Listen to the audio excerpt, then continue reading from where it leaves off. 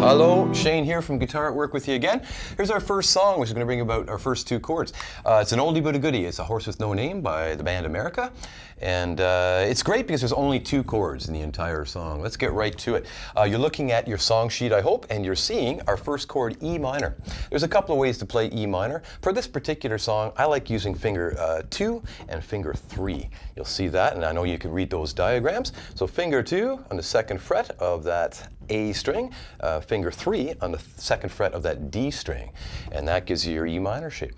And remember, we talked a bit about posture early on a previous video, so you're going to get that right arm just below the elbow. You're not resting your bicep. Again, that's not going to give you the best strumming situation. So just below your elbow like that. We're making contact on the guitar about midway here, or sorry, where the sound hole begins. You don't have to be right in the middle of it. I shouldn't say midway. It's right about there where the sound hole begins. And then you've got some room to move this way. You've got some room to move that way, and those will give you different kind of colors when you're strumming in different accents.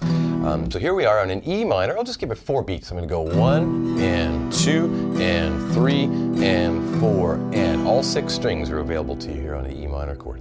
And notice when I'm counting now, this is important, all the downstrokes are beat numbers, such as this: 1, 2, 3, 4. So then when I'm coming upwards, we're going to count that 1 and 2 and 3 and 4 and. So far so good, I hope.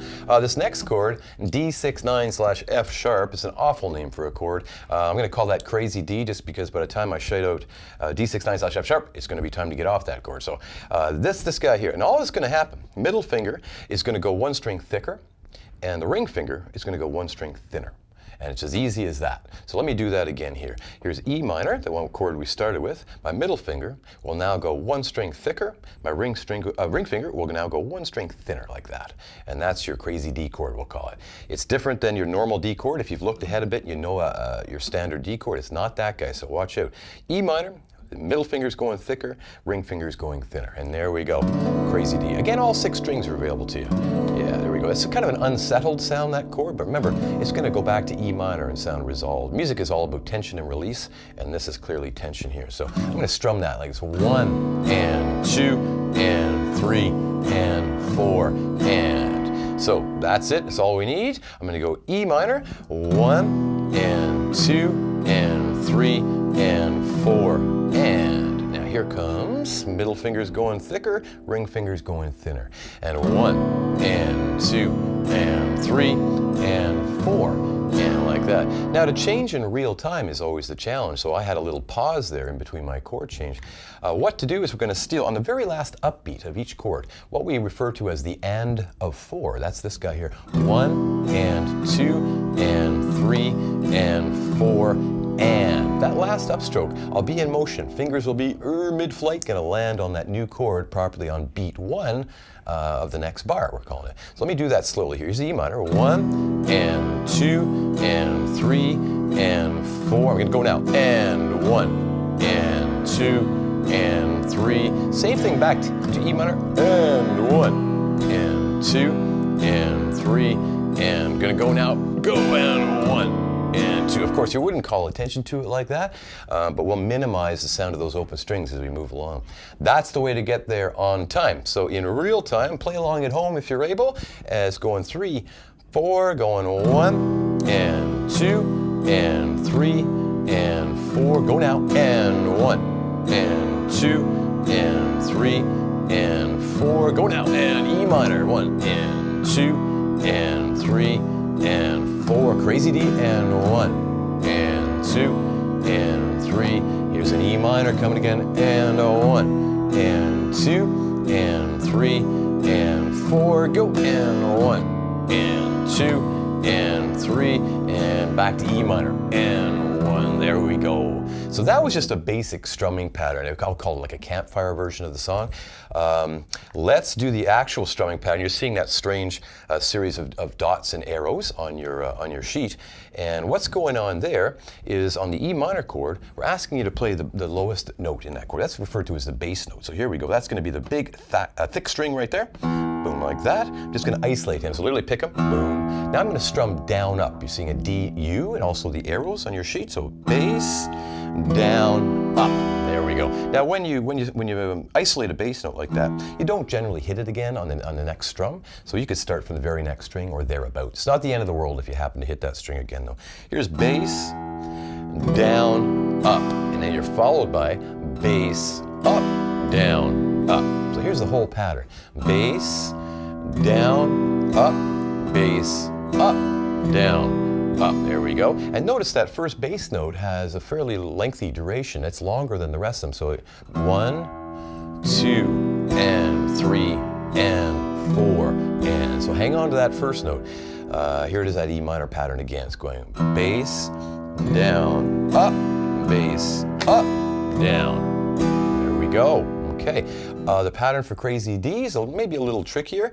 It's going to go bass, up. Now the X on your sheet means a whack. I'm just going to stop the strings. The side of your hand. This part here is just going to make contact. We're going to go bass, up, whack. And let's do that again. It's going bass, up, whack. Now followed by another up and another whack. I'm just going to take it that far for now. I'm going to go bass, up, whack, up, whack. There we go. And I'm going to finish it off, as you see on your sheet, with an up, down, up. Okay, so the whole Crazy D pattern looks this way: bass, up, whack, up, whack, up, down, up. And again, 3, 4, going bass, up, whack, up, whack, up, down, up. One thing with the whack, you don't want, when you whack it like that, boom, you don't want your pick to be prepared, I'll call it, for a downstroke, because you're going to need an upstroke directly after that whack. So if you do the whack, whack, try to get your pick in position for the next upstroke. Otherwise, you're kind of double clutching. You're going bass, up, whack, whoop, you're stuck there. You got to run down to get your proper upstroke. So in real time, let's do a close-up of that right hand. It's going bass, up, whack, up, whack, up, down, up. There we go. I'll put the two patterns together with a little bit of a pause in between to give you time to think it through. Here's E minor going bass, down, up, bass, up, down, up. Here's Crazy D, 3, 4, going bass, up, whack, up, whack, up, down, up. And back to E minor, 3, 4, going bass, down, up, bass, up, down, up. Crazy D, 3, 4, bass, up, whack, up, whack, up, down, up. Good. So now, using what we did before on the basic strum just moments ago, I'm going to leave on that last upstroke to get to the new chord, even amidst that complicated pattern. So I'm going to do it now with no time in between chords. Try to play along. I'll play it nice and slowly here. Here's E minor, 3, 4, it's going bass, down, up, bass, up, down. New chord, bass, up, whack, up, down. New chord, E minor, bass, down, up, bass, up, down. D, Crazy D, bass, up, whack, up, down. E minor, bass, down, up, bass, up, down, up. Bass, up, whack, down, up. And that is the pattern. So let me do that a little quicker. So if you're having some luck with that, it is pretty quick on the recording. Watch out, it's going to boom.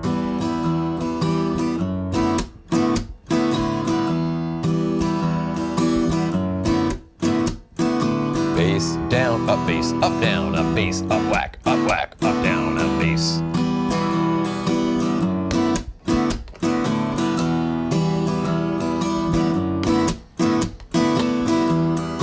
That's it. Now that'll take some practice, and chances are it won't feel musical until you've kind of memorized it and you don't have to think about it anymore. At first you'll have to think about it, and you're wondering, like, well, I don't hear the song in there. But once you're free to, okay, it's almost like somebody else is playing it, you know? Really great. So enjoy that, and come on back for some more. We'll see you very soon. Cheers.